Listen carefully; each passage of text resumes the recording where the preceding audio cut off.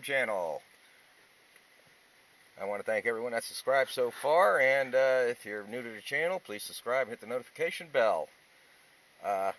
Today I'm going to see if I can do anything with this shifter. If you're curious why I'm working on the shifter, just go to that link up there and you'll understand why. But basically, I adjusted the shifter, and even though this line's up here, it's a lot of play in it, and like it doesn't go back into first. It actually does go into first when you're driving it, when you hold it back, but it should go a little bit more in click. And I believe that's to do with the play in the shifter. Now I could just go back under there and adjust the shifter cable, and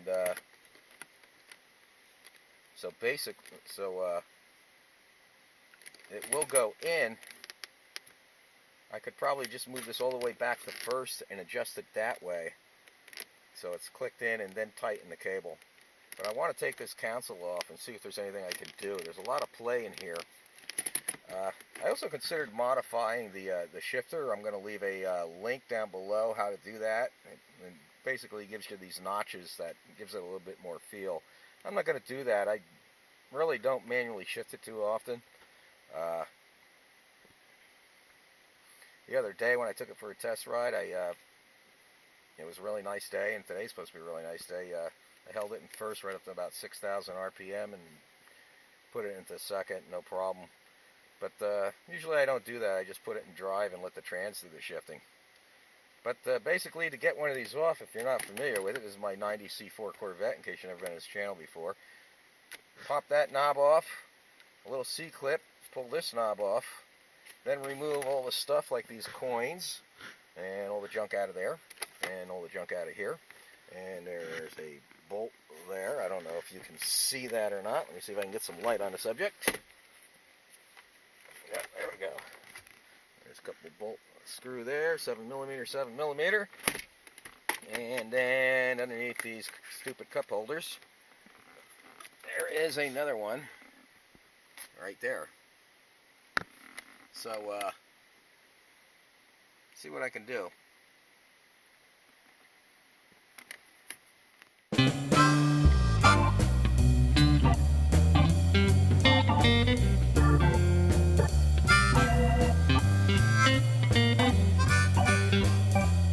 Okay, I got that off. One thing I should point out when you take these off is disconnect. You have to disconnect the wires for your cigarette lighter.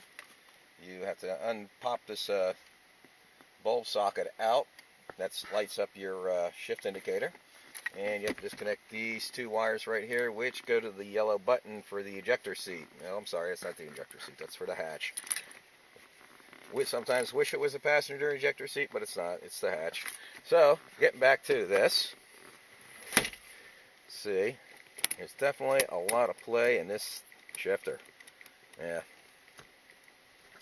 Now, that being said,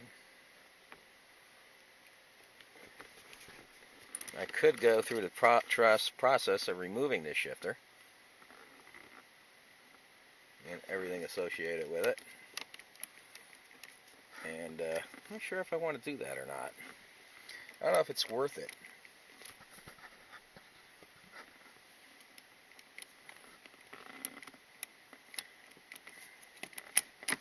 Let's see. There's the notches. I don't know if you can see them or not with this camera. But there's the notches. They're sort of like internal. And let's see, that's park. That's park. That's neutral. You can't tell without the indicator or in gear. Let's do it this way. Okay, that's first. Clicked in first, second, third, overdrive, neutral. Of course, reverse is a lockout. And of course you have park. There's definitely a lot of play in here. Now, I could probably take this apart and try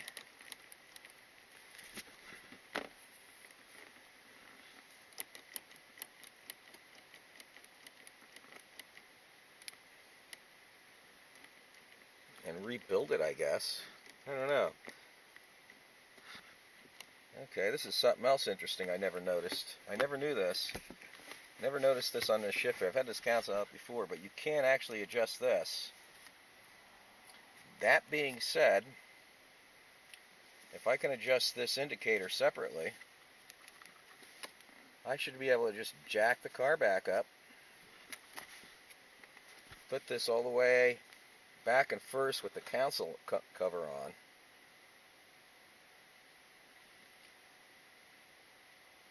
adjust the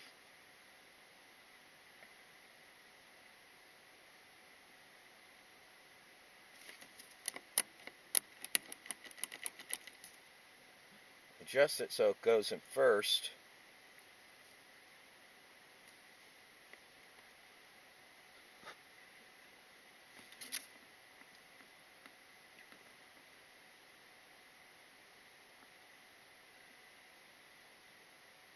Yeah, I could adjust it while it's in first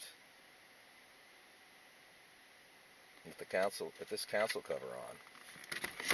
Now, something else to consider is this is an aftermarket console cover.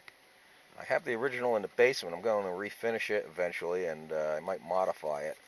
But I wouldn't doubt it. The reason I'm not going to stay with this one is this one doesn't actually fit right. And the reason this can't move all the way back might actually be because of this isn't right. So, that being said, maybe I'll go to my basement, come back up here with the original one, stick it on there, and see what happens.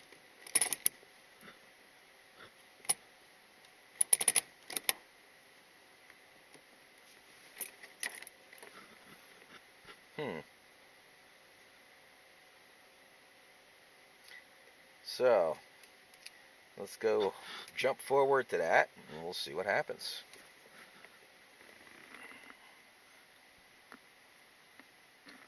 Okay, I'm back, and there's really no way I can test that theory without taking everything off of that, putting it back on here, and doing that. And I'm looking at the openings, and I don't think it's going to make that much of a difference.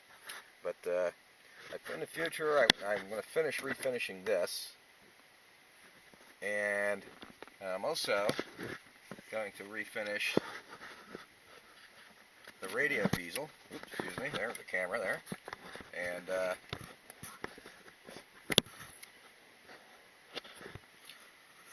I'm going to remove this radio bezel and refinish that, and I'm going to move that wideband gauge to here, and I'm also going to put a port for a USB charger here. I originally was going to cut this and modify it and put the USB charger there, because I really don't need, I only need that cigarette lighter outlet for one thing, and that's for when I data log. I could probably come up with some way to plug that data logger into this by modifying the end. That wouldn't be no big deal, but I think I'll just do that. Leave that in there for originality and more flexibility. Now, that being said,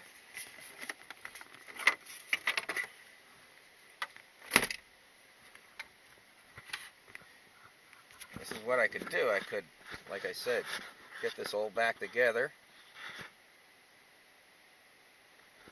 and adjust it so it goes from the first easier with this on, with the cover on. Then I'm going to have to take it back off again and adjust that indicator right there for the indicator for the shift indicator. I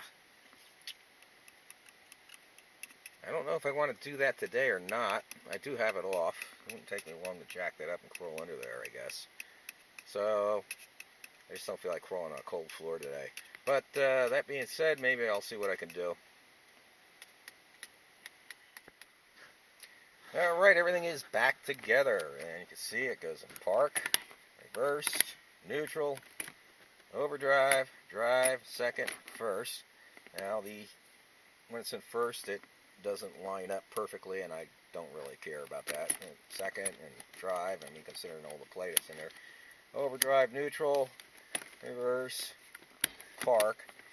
And while I had this cover off, I went ahead and treated the leather shift boot with some Lexol leather treatment. Keep that from drying out. You should always do that every couple of months. And if you have leather seats, do that.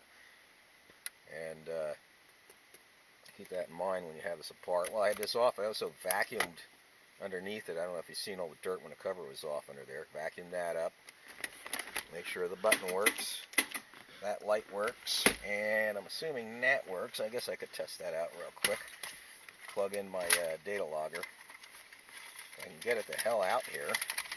There we go. Plug that in. And you see the red light on there.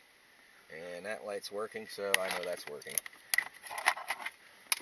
But, like I said, when you put these on, off and on, you gotta remember to line up that tab with a slot in it with the little rod that's attached to the shifter.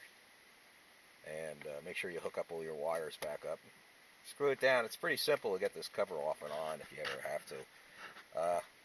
If you just need to adjust it, adjust your cable, like one of the viewers was saying he couldn't get it, I believe it was in the park. I guess the best thing he could do is jack the car up and loosen that nut.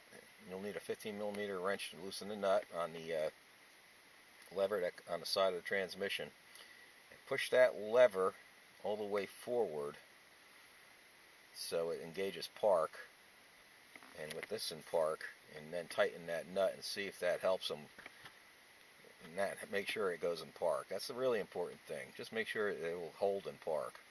So, that being said, I think I'm going to clean everything up and take it out for a test drive. Make sure it all works. And I want to thank everyone who's watching. And I'm going to have some more videos. Mostly projects of the C4, of course, but I got some projects in the shop I want to do. And if you want to see those, hit the subscribe button and notification bell. And thanks for watching, and God bless.